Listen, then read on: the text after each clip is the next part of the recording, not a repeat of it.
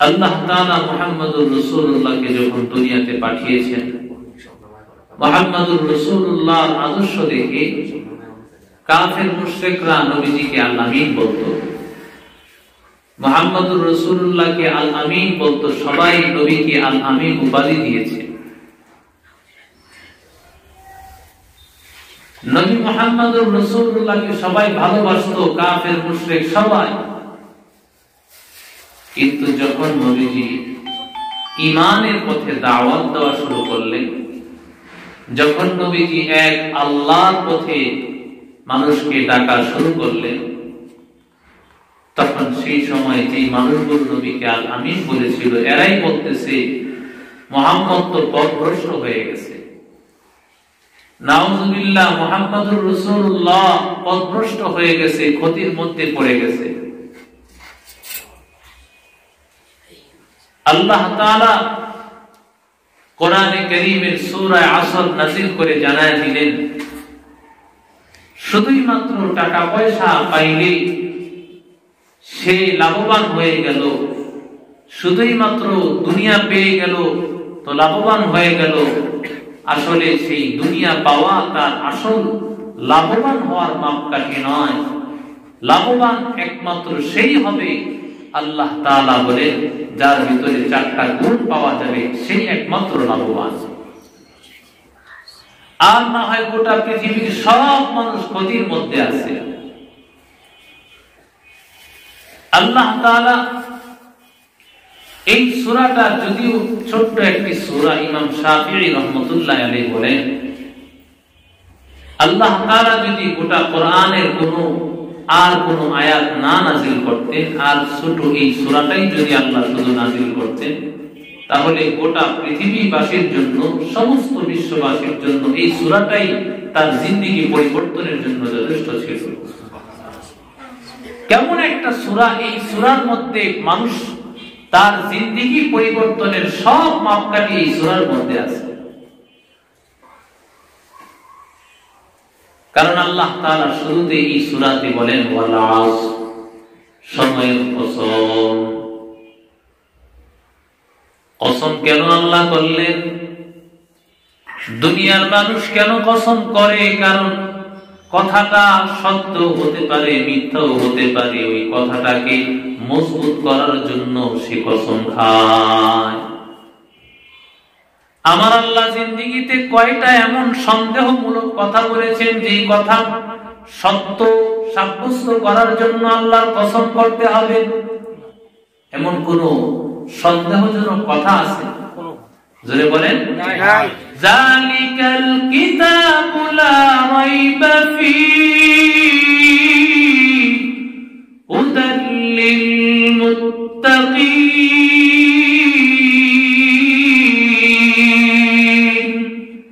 আল্লাহ তাআলা বলেন, এই কিতাব এমন এক কিতাব, যে কিতাবের মধ্যে কোনো সন্দেহ নাই। আল্লাহ তাআলার কথার মধ্যে কোনো সন্দেহ নাই। ওয়ামান আসদাকু মিনাল্লাহি কিলা, আল্লাহ চাইতে সত্যবাদী আর কে আছে? যত মানুষ সত্যবাদী বলা হয়, সমস্ত সত্যবাদীর উপরে আল্লাহ, আল্লাহর উপর আর কেউ সত্যবাদী নাই। সেই আল্লাহ তাআলা কসম করার তো কোনো দরকার নাই। আল্লাহ তাআলা শুধু এখানে নয়, কোরআনের বিভিন্ন জায়গায় আল্লাহ কসম করেছেন। কোথাও আল্লাহ রাতের কসম পেয়েছেন, ওয়াল্লাইলি ইযা ইয়াগশা ওয়ান নাহারি ইযা তাজাল্লা। কোথাও আল্লাহ দ্বিপ্রহরের কসমকে বলেছেন, ওয়াদ-দুহা ওয়াল-লাইলি ইযা সাজা মা ওয়াদ্দাআকা রাব্বুকা ওয়া মা ক্বালা। আল্লাহ তাআলা কোরআনের কোথাও নবীজির দেশের কসম খেয়ে বলেছেন, লা উকসিমু বিহাযাল বালাদ ওয়া আনতা হিল্লুম বিহাযাল বালাদ। আল্লাহ তাআলা কেন কসম করে? কসম করার বড় একটা কারণ হলো মানুষ কসম করে কি কারণে? কারণ কসমের পরে যে কথা বলে ওই কথার মজবুতি বোঝানোর জন্য। বলে আল্লাহর কসম বিষয়টা এমন, বিশ্বাস করো না আল্লাহর কসম বিষয়টা এমন। বিশ্বাস করে না, তাই বিশ্বাস করানোর জন্য কসম করে কথাটা বলে। কসমের পরে যে কথা বলে ওই কথা বড় দামি, গুরুত্বপূর্ণ। আল্লাহ তাআলা কসম করে দুনিয়ার মানুষকে জানায় দিলে, তো দুনিয়ার মানুষেরা কসম করে আমি যে কথা বলতেছি সেই বিষয়ের দাম আমি আল্লাহর কাছে বেশি। আমি আল্লাহ সময়ের কসম খেয়ে বললাম, সময়ের দাম আমি আল্লাহর কাছে বড় বেশি। সময় থাকতে করো উন্নতি কামনা, সময় ফুরিয়ে গেলে আর তো পাবে না। নদী পথে নৌকা চালাও কে মাঝি ভাই, বেলা ডুবার আগে আমি উপার উঠতে চাই।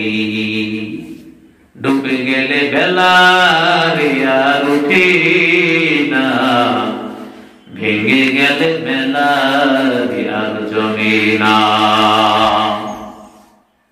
হায়াতের জিন্দেগি আমার এখন আছে, কিছুক্ষণ পরে আর থাকবে না।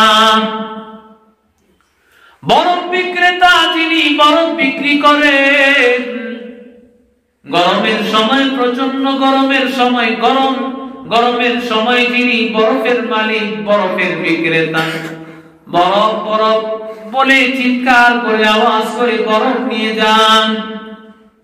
কারণ প্রতিটা সেকেন্ডে সেকেন্ডে বরফ গলে যায়। যতটা সময় চলে যাচ্ছে বরফ গলে গলে এক সময় শেষ হয়ে যাবে। আল্লাহ তাআলা জানায় দিলেন, ও নবীর উম্মতের দল, তোমার আপনার আমার আপনার হায়াতের জিন্দেগি ওই বরফের মতো। বরফ যেমন প্রতিটা সেকেন্ডে গলে যায়, আমার আপনার হায়াতের জিন্দেগিও তেমন ভাবে গলে যাচ্ছে। আমি আমার হায়াতের জিন্দেগি খুঁজে পাবো না, প্রতিটা সেকেন্ডে কিন্তু চলে যাচ্ছে চলে যাচ্ছে। আমি আর খুঁজে পাবো না খুঁজে পাবো না। আজকে 2021 সালের আজকে হলো 22 তারিখ, শুক্রবার। আমাকে একটু জবাব দেন, কিয়ামতের আগ পর্যন্ত আর কোনদিন 2021 সালে এই শুক্রবারের 22 তারিখ জানুয়ারির আর কখনো ফিরে আসবে না? জোরে বলেন না হুজুর, জানুয়ারি মাস তো আসবে, আবার সালও তো ঠিক থাকবে, 2021 না হোক 22 সাল তো আসবে, শুক্রবারও হবে, সবকিছু ঠিক থাকবে রে ভাই। কিন্তু আজকের যেই দিন চলে গেল এই দিন আর কোনদিন ফিরে আসবে না, আর কোনদিন খুঁজে পাবি না। আজকের এই দিন যে চলে গেল আর ওই দিন খুঁজে পাওয়া যাবে না। এই জন্য আল্লাহ তাআলা প্রতিটা দিন যখন নাজিল হয় ওই দিন মানুষকে ডেকে বলে, ওরে আল্লাহর গোলাম, আমি তোমার কাছে হাজির, আমি তোমার কাছে উপস্থিত হয়েছি, আমার কাছ থেকে তোমার জীবনের পাথেও সংগ্রহ করে নাও। আমাকে তুমি নিয়ামত করে কদর করে নাও, নিজের জীবনটাকে আমার মাধ্যমে গঠন করে নাও। যদি আমাকে তুমি কাজে লাগাও তোমার জিন্দেগি পড়ে যাবে, আর তুমি যদি কাজে না লাগাও আমার মাধ্যমে তুমি ধ্বংস হয়ে যাবে। একটা দিন চলে গেলে আর খুঁজে পাওয়া যাবে না, আর খুঁজে পাওয়া যাবে না। এই জন্য মায়ার নবী বলেন, নি'মাতানি মাগবুনুন ফীহিমা কাসীরুম মিনান নাস। দুটি নিয়ামত এমন আছে যেই নিয়ামতের মধ্যে অধিকাংশ মানুষ ধোঁকার মধ্যে পড়ে আছে। অধিকাংশ মানুষ যেই দুইটা নিয়ামত পাইয়া ধোঁকার মধ্যে পড়ে আছে। এক নম্বর নিয়ামত হলো সিহা, মানুষের সুস্থতার নিয়ামত। কি নিয়ামত? সুস্থতার নিয়ামত বড় দামি, সুস্থতার নিয়ামত বড় দামি। ওই যে চৌরাস্তার মোড়ে দাঁড়ায় দেখো, আল্লাহর এক গোলামের দুইটা হাত নাই, আল্লাহর কাছে ডেকে বলে রে মালিক, আল্লাহ তুমি হাত নিয়ে গেছো, হাত নাই, কাজকর্ম করার মতো সুযোগ নাই, চক্ষুটা অন্ধ হয়ে গেছে, অন্ধ মানুষ অন্ধ হয়ে গেছে, চোখের কোনো পাওয়ার নাই। ডাক দিয়ে বলে রে মালিক, চোখের পাওয়ার যদি ফিরাইয়া দিতা, আমার সন্তানকে একটু তাকায় দেখতে পারতাম, আমার সন্তানটা দেখতে কেমন, আমার মা বাবার একটু চোখেও দেখতে পাইলাম না, মা বাবা দেখতে কত সুন্দর, মা বাবার এই নুরানি চেহারা দুই চোখে দেখতে পাইলাম না। ও আল্লাহ, দুইটা চোখ না থাকার কারণে রে আল্লাহ, আল্লাহ এই দুই চোখ যদি থাকতো দেখতাম আলেম উলামাকে, এই দুই চোখ দিয়া দেখতাম হাফেজে কোরআনদেরকে, এই দুই চোখ দিয়া দেখতাম মাদ্রাসা মসজিদ, আল্লাহ এই দুই চোখ দিয়া দেখতাম রে মালিক তোমার দেওয়া দুনিয়ার কুদরত। কিন্তু আল্লাহ তুমি দুইটা চোখ কেড়ে নিয়েছো আল্লাহ, আমার দুই চোখ নাই। ওরে নবীর উম্মতের দল, কত দামি নিয়ামত। পাকিস্তানে একজন আল্লাহর বান্দা বড় অ্যাক্সিডেন্ট হয়েছে, বড় গুরুতর আহত। অ্যাক্সিডেন্টের কারণে তার চোখের এই উপরের যে চামড়াটা আছে, চামড়াটা পুড়ে গেছে, জ্বলছে গেছে, চামড়াটা নাই, আল্লাহর বান্দার চামড়া নাই। এবার আল্লাহর বান্দা ট্রিটমেন্ট করার পরে আল্লাহর বান্দা এবার স্বাভাবিকভাবে দেখতে পায়। কিন্তু বড় আশ্চর্যের কথা, কিছুক্ষণ পরে পরে আল্লাহর বান্দার চোখটা একেবারে অন্ধ হয়ে যায়, কিছুই দেখতে পায় না। ডাক্তারের কাছে গিয়ে হাজির, ডাক দিয়ে বলে রে ডাক্তার, আমার চোখটা কিছুক্ষণ পরে পরে এমন হয়ে যায় যে আমি চোখে আর কিছুই দেখতে পাই না। ডাক্তার সাহেব বলে রে আল্লাহর গোলাম, আল্লাহ তাআলা বান্দাদেরকে এই দুই চোখ দিয়েছেন, এই দুই চোখের ভিতরে আল্লাহ অটোমেটিক আল্লাহ একটা পর্দা দিয়ে দিয়েছেন। 24 ঘন্টা যে ধুলাবালু উঠতেছে, এই ধুলাবালুকে নিয়ন্ত্রণ করার জন্য আল্লাহ চোখের ভিতরে কুদরতি ভাবে একটা পাতা দিয়েছেন। এই পাতার কারণে আমার মালিক, আমি খানা খাইতেছি, আমি বুঝতেছি না, অটোমেটিক চোখের পাতাটা নামতেছে উঠতেছে। আমি আমার কথা বলতেছি, কিন্তু আমার চোখের পাতাটা উঠতেছে নামতেছে। অটোমেটিক আমার এই চোখ আমার কাজ করতেছে। কুদরতি ভাবে আমার আল্লাহ এই চোখের ভিতরে এই পর্দা দিয়েছেন। এই পর্দার কারণে যত ময়লা সে সব ময়লা সে কেটে দেয়। ডাক্তার সাহেব ডাক দিয়ে বলে রে আল্লাহর গোলাম, তোমাকে আমার মালিক যেই চোখের ভিতরে এই পাপড়ি দিয়েছিল, পাপড়ি যেহেতু নাই, এই জন্য ওই ধুলা বালু উড়িয়া তোমার চোখের ভিতরে পড়ে যায়। তুমি যদি এখান থেকে বাঁচতে চাও, চোখের ভিতরে পানি দিতে হবে কিছুক্ষণ পর পর। আল্লাহর বান্দা এবার কিছুক্ষণ পরে পরে পানি দেয়। পানি দেওয়ার কারণে আল্লাহর বান্দা চোখে দেখতে পায়। যখন ধুলা বালু জমে চোখের ভিতরে পানি পড়লে চোখটা পরিষ্কার হয়ে যায়, দেখতে পায়। কিন্তু আশ্চর্যের ঘটনা, পানির সাথে চামড়ার সাথে যখন দীর্ঘক্ষণের সম্পর্ক, তখন একটা সময় এমন হয়ে যায় চামড়ার সাথে পানির সাথে সম্পর্ক হয়ে চামড়াটা পুড়ে যায়, জ্বলে যায়। এবার আল্লাহর গোলাম এমন হালত হয়ে গেছে রে ভাই, তার চেহারাটা পুড়িয়া যায়। এবার চেহারায় পানি লাগাইতে পারে না, চেহারার ভিতরে পানি লাগাইলে সাথে সাথে জ্বলে যায়, চেহারায় পানি লাগাইতে পারে না। এবার অস্থির হইয়া ডাক্তারের কাছে হাজির, ডাক দিয়া বলে, ডাক্তার আমাকে এমন একটা রাস্তা দেখায় দেন, আর আমি পারতেছি না, আমার চেহারায় পানি লাগাইলেই জ্বলে যায়, আমি সহ্য করতে পারি না। ডাক্তার বলে, রে আল্লাহর বান্দা, কি তোমাকে বলবো, আমার আল্লাহ কুদরতি, আমার তোমাকে যেই কুদরতি একটা পর্দা দিয়েছিলেন, এই পর্দাটা আমার আল্লাহ প্রত্যেকটা মানুষকে দিয়েছে। এই পর্দার কারণে আমার আল্লাহ কুদরতি ভাবে সব ময়লা নিয়ন্ত্রণ করত, কিন্তু যেহেতু তোমার অ্যাক্সিডেন্টের কারণে চোখের পর্দা পড়ে গেছে, এখন আর তুমি কি করবা? আমার মালিকের কাছে, আল্লাহর কাছে চাওয়া ছাড়া কোনো রাস্তা নাই। আল্লাহর গোলাম সেজদায় গিয়ে পড়ে, রে মালিক, ও আল্লাহ তুমি কত বড় দামি নিয়ামত দিয়েছিলে রে আল্লাহ, এই চোখের ভিতরে তুমি একটা পাপড়ি দিয়েছো, একটা পাতা দিয়েছো রে আল্লাহ, ওই পাতাটা কত দামি নিয়ামত তাও আমি বুঝতে পারি নাই। ওরে আল্লাহর গোলাম, এই জন্য আমার আল্লাহর নবী বলেন, সিহাতু, এই সুস্থতার নিয়ামতকে কাজে লাগাও, সুস্থতার নিয়ামতকে তুমি কাজে লাগাও, সুস্থতার নিয়ামতকে তুমি কাজে লাগাও।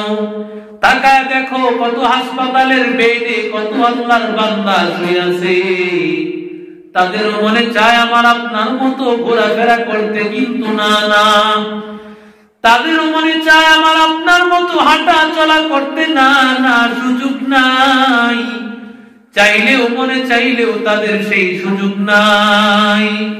আল্লাহর নবী বলেন, এই জন্য সুস্থতার নিয়ামত আল্লাহ তোমাকে দান করেছে, এখনই তুমি সুস্থতার নিয়ামতকে কাজে লাগাও। 2 নম্বর হলো আল-ফারাগ, আমাকে আল্লাহ, তোমাকে মাঝে মাঝে আমার আল্লাহ অবসরতার সময় আমার আল্লাহ তোমাকে দান করেছে, অবসরতার সময়কে তুমি কাজে লাগাও, কারণ যখন তুমি ব্যস্ত হয়ে পড়বা আর তুমি আর সুযোগ পাইবা না, এখন তুমি অবসর আছো, আমার মালিককে ডেকে নাও, এখনই তুমি আল্লাহর গোলামি করে নাও। এই জন্য মায়ার নবী বলেন, ইগতানিম খামসান ক্বাবলা খামসিন, 5টা জিনিস আসার আগে আগে 5টা জিনিসের কদর করো। শাবাবাকা ক্বাবলা হারামি, তোমার যৌবন কালটাকে তুমি কদর করে নাও, তোমার বার্ধক্য কাল আসার আগে আগে তুমি যৌবন কালটাকে কদর করো, যৌবন কালটাকে কদর করো রে ভাই, যৌবন কালকে তুমি কদর করে নাও। তুমি বুঝতেছো এখন আমার সময় হয় নাই, আমার বয়স হবে 60-70 বছর, এরপরে আমি ইবাদত শুরু করব, আমি আল্লাহর গোলামি করি, আল্লাহর খাঁটি বান্দা হয়ে যাব। না রে আল্লাহর বান্দা, ওই সুযোগ আমার মালিক তোমারে হয়তো দিবে না, ওই সুযোগ হয়তো তুমি পাইবা না, কারণ চোখের সামনে দেখো তোমার আমার মতো কত যুবক দুনিয়া থেকে বিদায়, পত্রিকা খুললেই যুবকের লাশ, কত যুবকের লাশ, পানির নিচে যুবকের লাশ, আগুনে পুড়িয়া যুবকের লাশ, গাড়ির নিচেও যুবকের লাশ, সব জায়গায় যুবক। এমন যুবক পাওয়া যায় দুনিয়া থেকে বিদায় হয়ে গেছে, ওই যুবকও জানতো না তার দুনিয়া থেকে বিদায় হয়ে যেতে হবে, এখনো বিবাহ শাদী হয় নাই, এখনো তার সন্তানাদিও হয় নাই, নানাও হয় নাই, বাবাও হয় নাই, দাদাও হয় নাই, কিন্তু তারপরেও দুনিয়া থেকে বিদায়।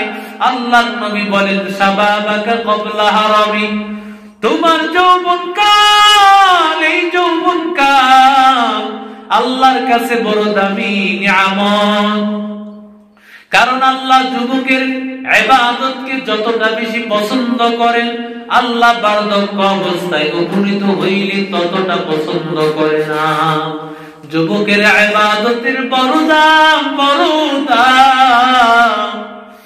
ওরে নবীর উম্মতের দল, যুবক চাইলে আমার মালিকের গোলামি করতে পারে, আবার যুবক চাইলে রাস্তাঘাটে গার্লফ্রেন্ডকে নিয়ে ঘোরাফেরা করতে পারে, যুবক চাইলে সিনেমার হলেও যাইতে পারে, যুবক চাইলে মাদ্রাসায়ও যেতে পারে, যুবক চাইলে ডিজে পার্টির আয়োজন করতে পারে, যুবক চাইলে মাহফিলের ইন্তজামও করতে পারে, ঠিক কিনা?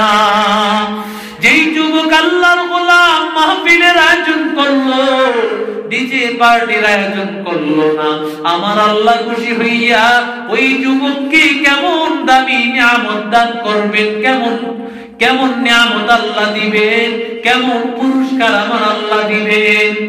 যেই যুবক নাকি নিজের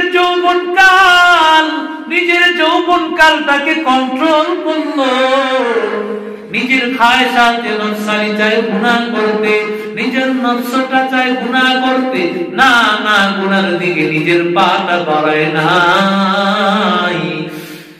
তার গার্লফ্রেন্ড, তার মেয়ে বান্ধবী তাকে নিয়ে যেতে চাইছে গুনাহের দিকে, কিন্তু আল্লাহর ভয়, ওই আল্লাহর গোলাম বলেছে ইন্নী আখাফুল্লাহ, ইন্নী আখাফুল্লাহ রাব্বাল আলামিন।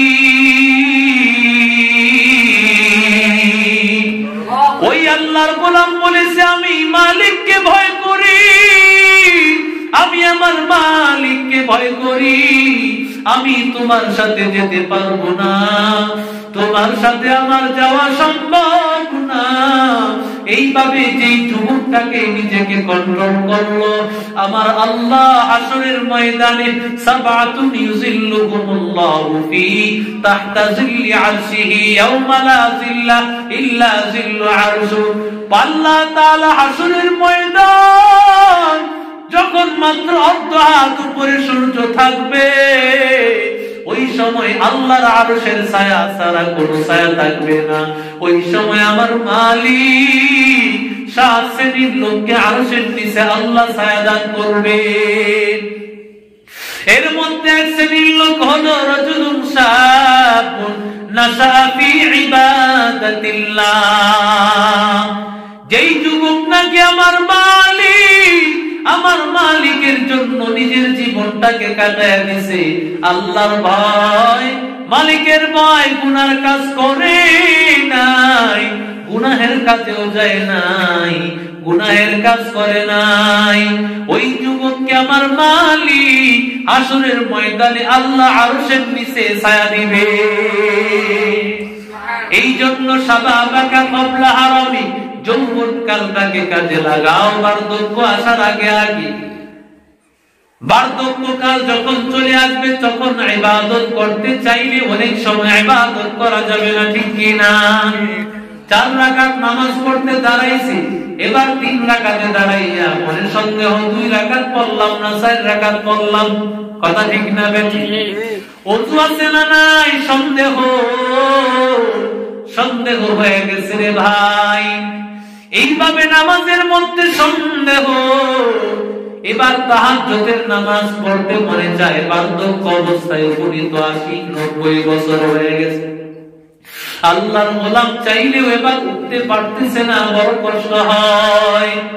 ওরে নবীর উম্মতের দল, আল্লাহর বান্দার মনে চায় রোজা রাখতে, নফল রোজা রাখতে। আল্লাহর নবী সোমবার দিন, বৃহস্পতিবার দিন রোজা রাখতে। আল্লাহর গোলাম যৌবন কালে সোমবারে রোজা রাখছে, বৃহস্পতিবারে রোজা রাখছে, কিন্তু এবার বার্ধক্য আসার পরে আল্লাহর বান্দা আর রোজা রাখতে পারে না চাইলেও। বড় কষ্ট হয় বার্ধক্য অবস্থার কারণে। আল্লাহ তাআলা ফেরেশতাদেরকে ডাক দিয়ে বলেন, ফেরেশতারা, আমার এই যুবক বান্দা যখন যুবক ছিল, আমার এই বার্ধক্য গোলাম যখন এই বার্ধক্য গোলাম যুবক ছিল, তখন তাহাজ্জুদের নামাজ পড়েছে, চাষতের নামাজ পড়েছে, আওয়াবিনের নামাজ পড়েছে, তাহাজ্জুদের নামাজও পড়েছে, সপ্তাহে 2টা দিন সোমবার বৃহস্পতিবার রোজা রেখেছে, বহু আমল আল্লাহর বান্দা করেছে, কিন্তু এখন বার্ধক্য অবস্থার কারণে আল্লাহর বান্দা গোলামি করতে চাইও পারে না। কিন্তু আমি আল্লাহ তাকে মাহরুম করব না। আল্লাহ তাআলা যুবক অবস্থায় যেমন নামাজ পড়তো, যুবক অবস্থায় যেমন কোরআন তেলাওয়াত করতো, যুবক অবস্থায় যেমন তাহাজ্জুদের নামাজ পড়তো, যেমন রোজা রাখতো, তার আমল নামায় অটোমেটিক ওই যৌবনকালের সবগুলো লিখতে থাকো। ওরে নবীর উম্মতের দল, এই জন্য নবী বলেন শাবাবাকা ক্বাবলা হারামি, যৌবন কালটাকে কাজে লাগাও বার্ধক্য কাল আসার আগে আগে। 2 নম্বর নবীজি বলেন জিনাকা ক্বাবলা ফাকরি, তোমার ধনাঢ্য সম্পদকে কাজে লাগাও। এখন আল্লাহ তোমাকে সম্পদ দান করেছে, এমন সময় হয়ে যাবে তুমি টাকার মালিক থাকবা না। এমন হয় তোমার ঘরের ভিতরে যেই আল্লাহর বান্দা তোমার কাছে সাহায্যের জন্য এসেছিলেন, আল্লাহ এমন একটা সময় হবে তোমার ঘরের লোকেরা তার ঘরে গিয়া ভিক্ষার জন্য হাত পাতবে, ঠিক কিনা? এমন বাস্তব ঘটনা কোরআন হাদিসে আছে না নাই? আল্লাহ তাআলা ইতিহাস রেখে দিয়েছে। ও আল্লাহর বান্দা, আল্লাহ চাইলেই তোমাকে সকাল বেলায় ধনী ফকির আল্লাহ সন্ধ্যা বেলা করতে পারে কিনা? নদীর পার ভাঙ্গেও পার করে, এই তো নদীর খেলা। সকাল বেলার ধনী রে তুই ফকির সন্ধ্যা বেলা, নদী পথে নৌকা চালাও কেরে মাঝি ভাই, বেলা ডুবার আগে আমি ওপার উঠতে যাই, ডুবে গেলে বেলা রে আর উঠে না, ভেঙে গেলে বেলা রে আর জমে না, ঠিক কিনা? ওরে নবীর উম্মতের দল, আল্লাহ তাআলা নবীজি বলেন তোমার ধনাঢ্যতাকে কাজে লাগাও, তোমার সম্পদটাকে কাজে লাগাও, তোমার সম্পদ হাত ছাড়া হয়ে যাওয়ার আগে আগে। আল্লাহর নবী 3 নম্বর বলেন সিহহাতাকা ক্বাবলা সুকুমি, তোমার সুস্থতাকে কাজে লাগাও অসুস্থতা এসে যাওয়ার আগে আগে। 4 নম্বরে আল্লাহর নবী বলেন ফারাগাকা ক্বাবলা শাগলি, তোমার অবসর সময়টাকে কাজে লাগাও তোমার ব্যস্ততার সময় আসার আগে আগে। 5 নম্বরে আল্লাহর নবী বলেন হায়াতাকা ক্বাবলা মাউতি, তোমার জীবনটাকে তুমি কাজে লাগাও মৃত্যু তোমার আসার আগে আগে। মৃত্যু যদি তোমার এসে যায় আর তোমার হায়াতের জিন্দেগি, এই হায়াতের জিন্দেগির কত দাম! আল্লাহর নবী বলেন হায়াতের জিন্দেগিতে যদি একবার সুবহানাল্লাহ বলেন, আমার আল্লাহ আরশে আজিমের মধ্যে জান্নাতের মধ্যে আমার আল্লাহ এমন একটা গাছ আমার আল্লাহ তৈরি করবে, যেই গাছটার ছায়াটা দ্রুতগামী ঘোড়া 500 বছর দৌড়ায় শেষ করতে পারবে না। সুবহানাল্লাহ বলবেন না? ওরে নবীর উম্মতের দল, আল্লাহ তাআলা এমন একটা দ্রুতগামী ঘোড়া আল্লাহ তাআলা 500 বছরের রাস্তা দৌড়ায় শেষ করতে পারবে না একবার সুবহানাল্লাহ বলার কারণে। ওরে নবীর উম্মতের দল, পৃথিবীর মধ্যে যত আমল করবা সব আমলের দাম, সব আমলের দাম লা ইলাহা ইল্লাল্লাহ মুহাম্মাদুর রাসূলুল্লাহ। আজকে তো কালিমা বুঝি না, কালেমার এই জিকির আমি বুঝি না। আমি মনে করি এই জিকিরের কেমন দাম। মুসা আলাইহিস সালাতু ওয়াস সালাম আল্লাহর কাছে বলেছিলেন, রে আল্লাহ আমাকে এমন একটা বিশেষ কালিমা শিক্ষা দাও, যেই কালিমাটা আমি একাই পড়ব, স্পেশাল একটা কালিমা আমাকে শেখাও। আল্লাহ তাআলা ডেকে বলেন, মুসা তুমি বলো লা ইলাহা ইল্লাল্লাহ, লা ইলাহা ইল্লাল্লাহ। ও মুসা তুমি এই কালিমাটা পড়ো। আল্লাহ তাআলাকে মুসা আলাইহিস সালাতু ওয়াস সালাম ডাক দিয়ে বলেন, রে আল্লাহ, কেমন কালিমা শিখাইলা রে আল্লাহ, এই কালিমা তো সবাই পড়ে, এই কালিমা তো সবার কালিমা, তাহলে আমার স্পেশাল কি রইল? আল্লাহ তাআলা ডেকে বলে, রে মুসা, তুমি তো জানো না এই কালিমার কেমন দাম। এই কালিমা যদি এক পাল্লায় রাখা হয় আর গোটা পৃথিবীকে যদি আরেক পাল্লায় রাখা হয়, তাহলে এই কালিমার দাম আল্লাহর কাছে বেশি হয়ে যাবে।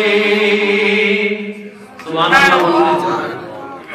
ওরে নবীর উম্মতের দল, পৃথিবীর মধ্যে আমলের দাম, হায়াতের জিন্দেগিতে আমল করবা, আমলের দাম। আব্দুল্লাহ ইবনে ওমর রাহমাতুল্লাহি আলাইহি রাস্তা দিয়ে হেঁটে যান, এমন সময় দেখেন একটা কবর। কবরের পাশে দাঁড়াইয়া আব্দুল্লাহ ইবনে ওমর 2 রাকাত নামাজ আদায় করলেন।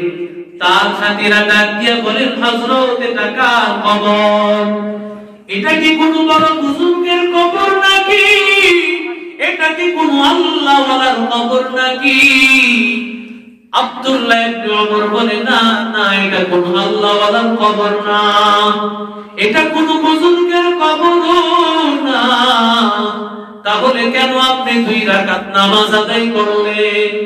আব্দুল্লাহ ইবনে ওমর বলেন, আমি লক্ষ্য করে দেখলাম, যখন মানুষ কবরের জিন্দেগিতে চলে যায়, তখন তার সমস্ত আমল বন্ধ হয়ে যায়। ইদা মাতাল ইনসানু ইনকাতা আমালু, মায়ার নবী বলেন, যখন মানুষ মারা যায় তার সব আমল বন্ধ, কিন্তু 3টা আমল তার জারি থাকে। সাদকাতুন জারিয়া, মসজিদ মাদ্রাসার সাথে খেদমত করলো, মাদ্রাসার ফের দিল, মাদ্রাসার কার্পেট দিল, মাদ্রাসার সহযোগিতা করলো, মাদ্রাসায় কোরআন শরীফ দিল, মসজিদের মধ্যে সে সহযোগিতা করলো, একটা ইট দিল, বালু দিল। এই খেদমতটা যে করে গেল, কিয়ামত পর্যন্ত তার মা বাবা আত্মীয় স্বজন তার কবরে আল্লাহ পৌঁছাইতেই থাকবে। ওরে নবীর উম্মতের দল, আমি একজন সন্তানকে কোরআন শিক্ষা দিয়েছি, সূরা ফাতিহা শিক্ষা দিয়েছি। ওই সন্তানটা যত আমল করবে, সব আমলের একটা অংশ আমার আপনার কবরে আল্লাহ পৌঁছাইতে থাকবে। ওই আল্লাহর বান্দা যত আমল করবে, সব আমলগুলো আমার আপনার কবরে পৌঁছাইতে থাকবে। 3 নম্বর হলো ওয়ালাদুন সালিহ, নেককার সন্তান। নেককার সন্তান যদি কেউ রেখে যায়, নামাজি বান্দা রেখে যায়, আল্লাহ ওয়ালা বান্দা যদি রেখে যায়, ওই সন্তানটা যত আমল করবে রে ভাই, ওই সন্তানের আমলের অংশ আল্লাহ ওই মা বাবার কবরে আল্লাহ পৌঁছাইতে থাকবে। আল্লাহর বান্দা মনে মনে চিন্তা করলে, মানুষ মরে গেলে সমস্ত আমলের দরজা বন্ধ। 2 রাকাত নামাজ হায়াতের জিন্দেগি তো সে বুঝে নাই, এখন 2 রাকাত নামাজের মূল্য তার কাছে অনেক বেশি। এই 2 রাকাত নামাজ পড়িয়া তার জন্য যদি দোয়া করি, আল্লাহর কাছে দোয়া যদি কবুল হয়ে যায়, তাহলে আল্লাহ তার জীবনের গুনাহ হয়তো আল্লাহ maaf করে দিবে। আল্লাহর একজন বান্দা হঠাৎ করে কবরের পাশ দিয়ে হেঁটে যান, কবরের পাশ দিয়ে যখন যান, এমন সময় আল্লাহর বান্দা কবরের ছিদ্র দিয়া তাকায় দেখে বড় একটা কারগুজারি গ্রহণযোগ্য ভাবে এই ঘটনাটা লেখা আছে। আল্লাহর বান্দা কবরের ছিদ্র দিয়ে, ওটাও তো একজন আল্লাহর ওলি, যে নাকি কবরের ছিদ্র দিয়ে কিছু দেখবে, সেও আল্লাহর খাঁটি গোলাম, ঠিক কিনা? আল্লাহর খাঁটি গোলাম। তিনি কবরের পাশ দিয়ে যাওয়ার সময় দেখে কবরের ছিদ্র দিয়ে তাকাইয়া আল্লাহর একজন বান্দা দাঁড়াইয়া দাঁড়াইয়া নামাজ পড়তেছে। ডাক দিয়ে বলে, আল্লাহর গোলাম, তুমি দাঁড়াইয়া দাঁড়াই আজকে কতদিন পর্যন্ত নামাজ পড়তেছো? আল্লাহর বান্দা ডাক দিয়ে বলে, আজকে আমি কয়েক শত বছর পর্যন্ত এখানে আমি দাঁড়াইয়া দাঁড়াইয়া নামাজ পড়তেছি। আমরা যেমন সুবহানাল্লাহ বলেছি, আল্লাহর ওলির সাথে সাথে সুবহানাল্লাহ বলেছে। এবার শত শত বছর নামাজ পড়তে ওয়ালা আল্লাহর বান্দা ডাক দিয়া বলেন, ও আল্লাহর গোলাম, তুমি তোমার একবার সুবহানাল্লাহ আমাকে দিয়ে দাও, আর আমি তোমাকে গোটা জীবনের নামাজ তবু আমি তোমাকে দিয়ে দিব। আল্লাহর বান্দা বড় আশ্চর্য হয়ে গেলেন, কেন তুমি আমারে সব জিন্দেগীর নামাজ দিয়া দাও, কেন বুঝতে পারলাম না। আল্লাহর বান্দা ডাক দিয়ে বলেন, দুনিয়ার জিন্দেগিতে আমি একবার সুবহানাল্লাহ বললে আল্লাহ জান্নাতের মধ্যে এমন গাছ করে দিবেন, ওই গাছের ছায়াটা দ্রুতগামী ঘোড়া 500 বছর পর্যন্ত দৌড়ায় শেষ করতে পারবে না। কিন্তু আমি কবরের জগতে আসার পর যত আমলি আমি করি না কেন, কোন আমলের দাম আল্লাহর কাছে নাই। তাহলে তুমি কেন নামাজ পড়ো রে ভাই? ওই আল্লাহর বান্দা বলে, আমি আমার মালিককে বলেছি, রে আল্লাহ, আমি যখন অন্ধকার কবরে চলে যাব রে মালিক, ও আল্লাহ, আমি যখন অন্ধকার কবরে চলে যাব, আমিও যেন দাঁড়াইয়া দাঁড়াইয়া নামাজ পড়তে পারি রে আল্লাহ। ওই আল্লাহ আমার আবেদনকে কবুল করে নামাজ পড়ানোর সুযোগ দিয়েছেন, কিন্তু এতে বিন্দু পরিমাণ সওয়াব নাই। ওরে আল্লাহর গোলাম, এই জন্য হায়াতের জিন্দেগিতে যত আমল করব, প্রতিটা সেকেন্ডের আমলের সওয়াব, হায়াত যখন ফুরিয়ে যাবে আর কোন আমলের সুযোগ নাই, আর কোন আমলের সুযোগ নাই রে ভাই। এই দুনিয়াতে এখন আমি আছি, এখন আমি বুঝতে পারি না, আমার কাছে আখিরাতের জিন্দেগি আমার কাছে অস্পষ্ট মনে হয়। আমি শুনি যে দুনিয়াতে 1 টাকা দান করলে এত সওয়াব, দুনিয়াতে এত টাকা দান করলে আমার আল্লাহ জান্নাতে বাড়ি দিবে, জান্নাতে অমুকটা দিবেন। আমার কাছে হাকিকত বুঝে আসে না, ঠিক কি না? ওরে নবীর উম্মতের দল বাদশাহ হারুন রশিদ রাহমাতুল্লাহি আলাইহি, একদিকে যেমন বাদশাহ, আরেকদিকে তেমন ছিলেন আল্লাহর ওলি। একদিকে যেমন বাদশাহ, আরেকদিকে আল্লাহর সাথেও গভীর সম্পর্ক ছিল। বাদশাহ হারুন রশিদ রাহমাতুল্লাহি আলাইহি একবার তার স্ত্রী বেগম সুবাইদাকে নিয়ে রাস্তায় বের হয়ে গেলেন। রাস্তায় বের হয়ে গেছেন আল্লাহর বান্দা বাদশাহ, বিকাল বেলায় পর্দার সহিত স্ত্রীকে পর্দার সহিত স্বামী নিয়ে বের হওয়ার অধিকার আছে না নাই? ইসলাম তো ঘরের মধ্যে রাখে নাই, তুমি বের হতে পারবা, তবে কিভাবে? ইসলাম তোমাকে মহিলার জন্য যেমন পর্দা দিয়েছে, ওই পর্দা করে তুমি বের হও, কোনো বাধা নাই, ঠিক কিনা? ওরে নবীর উম্মতের দল বাদশাহ হারুন রশিদ বিকাল বেলায় যখন বের হয়েছে, বাদশাহ হারুন রশিদের স্ত্রী একসাথে চলতেছে। চলতে চলতে হঠাৎ করিয়া বাহলুল আল্লাহর একজন আশিক পাগলার সাথে সাক্ষাৎ। বাহলুল পাগলাকে দেখিয়া হারুন রশিদের স্ত্রী বেগম জুবাইদা একটু দূরে চলিয়া গেল। কারণ আল্লাহর বান্দারা যারা আল্লাহর পাগল, তারা পর্দা করে পুরুষ মানুষ দেখলে দূরে সরিয়া যায়। এখনো গ্রাম দেশে দেখলে দেখা যায়, সেখানে পুরুষ মানুষকে দেখলে মহিলা দূরে দাঁড়ায়া যায়। যখন পুরুষ মানুষটা চলে যায় তখন সে যায়, আছে না না? এখনো আমাদের মা চাচিদেরকে দেখা যায় গ্রাম দেশে, শহরে এমন খুব কম পাওয়া যায়। গ্রাম দেশে অনেক পাওয়া যায়, ঘুমটাটা দিয়া রাস্তার পাশে দাঁড়ায়া যায়। যখন হুজুর যায় বা কোনো একজন পুরুষ মানুষ যায়, সেখান থেকে যাওয়ার পর সেই তারপরে রাস্তা অতিক্রম করে। ওরে আল্লাহর গোলাম, হরিণের ভিতরে হরিণ যেমন মানুষের লোকালয়ে থাকে না, মানুষের কাছ থেকে পলায়ন করে, এই জন্য আমার মালিক হরিণের ভিতরে মৃগ নামী আল্লাহ তাআলা তৈরি করে দিয়েছে। যেই মা নাকি, যেই মহিলা নাকি পরপুরুষ থেকে নিজেকে হেফাজত করিয়া পরপুরুষ থেকে নিজেকে হেফাজত করবে, ওই মহিলার গর্ভে আল্লাহ জামানার বড় মুজাদ্দিদ ওলি আল্লাহ তৈরি করে দিবে। ওরে নবীর উম্মতের দল, এবার বাহলুল পাগলার সামনে যখন বাদশাহ হারুনুর রশিদ হাজির, দেখেন বাদশাহ হারুনুর রশিদ তাকায় দেখে বাহলুল পাগলা জমিনের মধ্যে কি জানি আঁকাআঁকি করতেছে সাগরের পাড়ে বসিয়া। ডাক দিয়া বলে, ও বাহলুল পাগলা তুমি কি করো? ডাক দিয়া বলে, রে বাদশাহ ঘর বানাইতেছি, যদি কোনো কাস্টমার পাই তাহলে বিক্রি করব। এটা ডাইনিং, এটা ড্রয়িং রুম, এটা কিচেন রুম, এইভাবে সে ঘর বানাইতেছে। বাদশাহ হারুনুর রশিদ বলে, এটা কেমন ঘর? এই ঘর থেকে আবার কেমন ভাবে বাঁচা যাবে?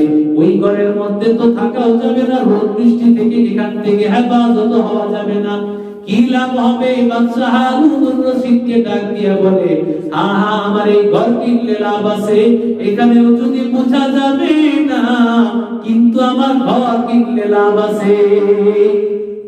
ঘরের দাম কয় টাকা? বলে ঘরের দাম হলো 2 টাকা।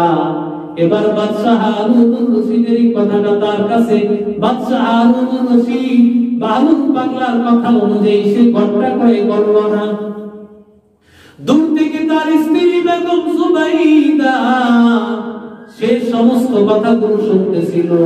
বেগম জুবাইদা তার কাছে থাকা 2 টাকা বের করে দিয়ে বলে, ও বাহলুল পাগলা, আমি তোমাকে টাকাটা দিলাম, তুমি বিনিময়ে আমার জন্য ঘরটা ক্রয় করে নাও।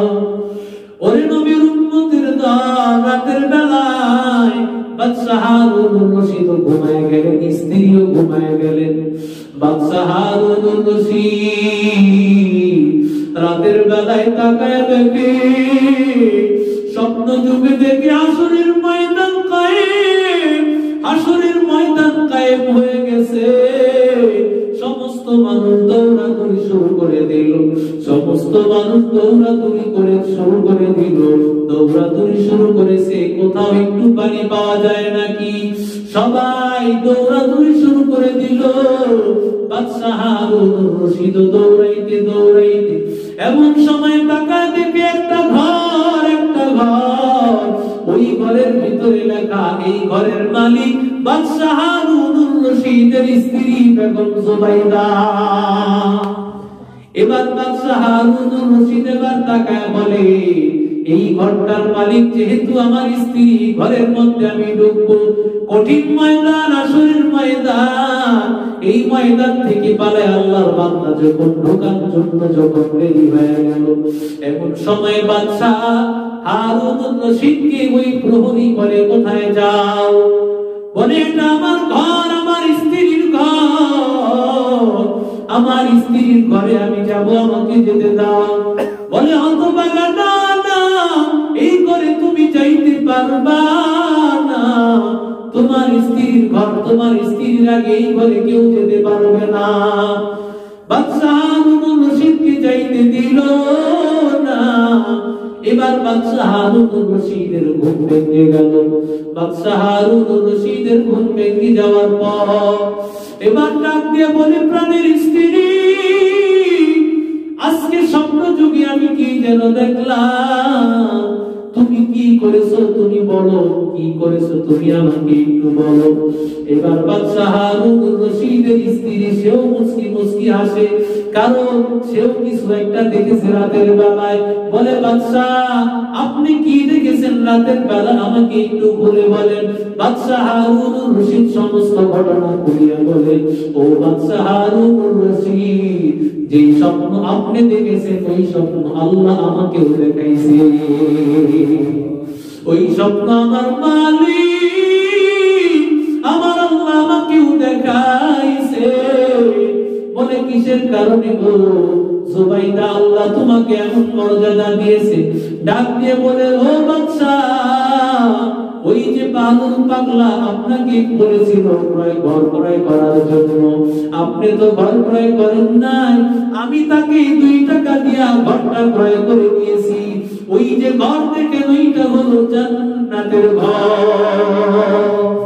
ওই দুনিয়াতে 1 টাকা দেওয়ার কারণে জান্নাতে আমার ঘর, জান্নাতে আমার মালিক ঘর তৈরি করে দিয়েছে। ওরে নবীর উম্মতের দল, এবার বাদশা হারুন রশিদ সকালবেলা উঠিয়া বহু টাকা পয়সা নিয়া বালুর পাগলার কাছে যাবে জান্নাতের ঘর ক্রয় করার জন্য। ঘর ক্রয় করার জন্য যখন বালুর পাগলার কাছে গেছে, খুঁজতে খুঁজতে বালুর পাগলাকে আবার সাগরের পাড়ে পেয়ে গেছে। ডাক দিয়া বলে, বালুর কি করো? বালুর বলে, আমি ঘর বানাই, কাস্টমার পাইলে বিক্রি করব। বলে, বালুর আজকে তোমার ঘরের আমি কাস্টমার, আমি তোমার কাছ থেকে ঘর ক্রয় করার জন্য আসছি। এবার বালুর ডাক দিয়ে বলে, বাদশা আজকে তো ঘরের দাম অনেক বেশি। বলে, কেমন বেশি? তুমি কত টাকা চাও? সব টাকা আমি দিতে রাজি, বিনিময়ে আমার ওই ঘর চাই, আমার ওই ঘর চাই। ডাক দিয়ে বলে, বাদশা ওই একটা ঘরের ইট যদি আপনি গোটা পৃথিবী আমার কাছে দেন, ওই ঘরের একটা ইট আপনি ক্রয় করতে পারবেন না। আজকে ওই ঘরের একটা ইট আপনি ক্রয় করতে পারবেন না, কারণ আপনার যখন সময় ছিল, আপনি যখন আখিরাতটাকে দেখেন নাই, আপনাকে তো আল্লাহ বাস্তবতা দেখায় ফেলছেন, এখন আর সুযোগ নাই। ওরে নবীর উম্মতের দল, এখনই সময় আছে দুনিয়া থাকতে আখিরাতকে কামাই করার জন্য। দুনিয়াতে তুমি দিবা, তো আখিরাতে আমার আল্লাহ তোমার জন্য তৈরি করে রাখবে। যখন আমার আল্লাহর কাছে তুমি হাসর দেখে ফেলবা, যখন চোখটা বন্ধ হয়ে যাবে, সব কিছু আমার আল্লাহ সামনে তুলে ধরবে, আর তখন কাজে আসবে না, আর তখন উপায় হবে না রে ভাই। এই জন্য আমার আল্লাহর নবী বলেন, হায়াতাকা ক্বাবলা মাউতিক, নিজের হায়াতের জিন্দেগিটাকে কাজে লাগাও। ওয়াল আসর ইন্নাল ইনসানা লাফী খুসর ইল্লাল্লাযীনা আমানু ওয়া আমিলুস সালিহাত ওয়া তাওয়াসাউ বিল হাক্কি ওয়া তাওয়াসাউ বিস সাবর।